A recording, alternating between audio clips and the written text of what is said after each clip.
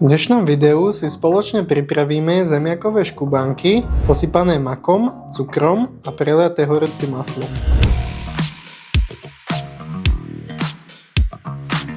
Tak, na naše zemiakové škubanky si ako prvé dáme variť zemiaky nakrájané na kocky. A podľa toho, či idete robiť škubanky na sladko alebo na slano, napríklad ako prílohu, si tú vodu osolíte. Ak aj náhodou dáte soli menej, môžete si dosoliť potom cesto. Zemiaky ale príjmu veľa soli, takže určite je vhodné osoliť. Zemiaky varíme teda úplne do mäka, keďže ich potom budeme kučiť pod pokrievkou.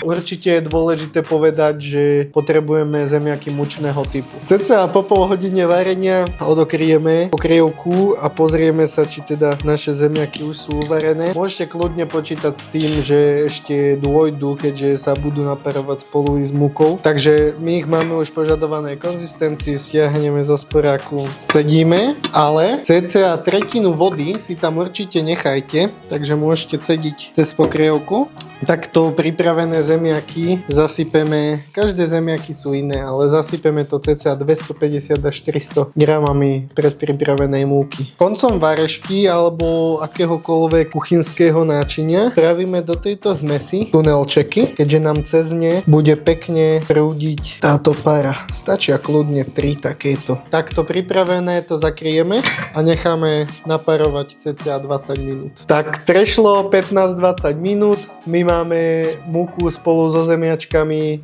naparené. Čo spravíme teraz? Odokrieme, zoberieme šťuchadlo, každý to volá inak. Klasicky začneme šťuchať, ako keby sme išli robiť zemiakovú kašu. Musíte to dostať do čo najjemnejšej konzistencie. Cca do takejto konzistencie. Zakrieme naspäť ešte na chvíľu pokrievkou. Teraz zoberieme si jednu panvičku.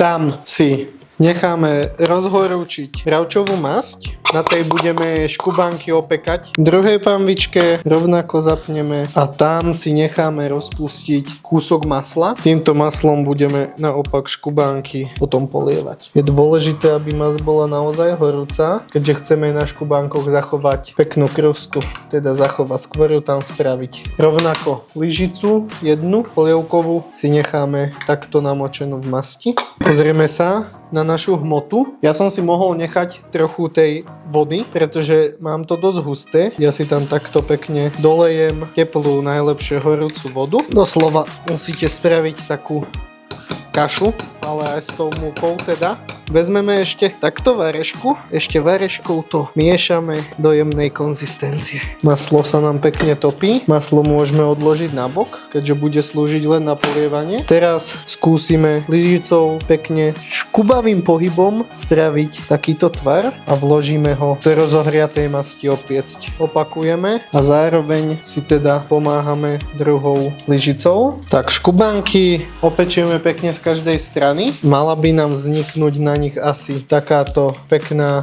krusta a zároveň zlatohnedá kvorka. Presne ako na tomto. Škubanky môžeme robiť aj bez tohto opekania, ale za mňa teda určite toto opečenie tomu dodá ešte o level viac. Vôbec sa nemusíte bať toho, že by to nebol nejaký podarený tvar. Volá sa to škubanky aj preto, že sa škube v podstate to zemiakové cesto. Tuto môžete vidieť krásnu kvorčičku, ktorá nám vznikla. Rovnako sa nemusíte bať, že by boli surové znútra, keďže múka sa spolu so zemiakmi naparila. Všetko bude v naprostom poriadku. Tento prvý asi už vyberiem, druhý a k ním tretí. Servírujeme teda s namletým makom.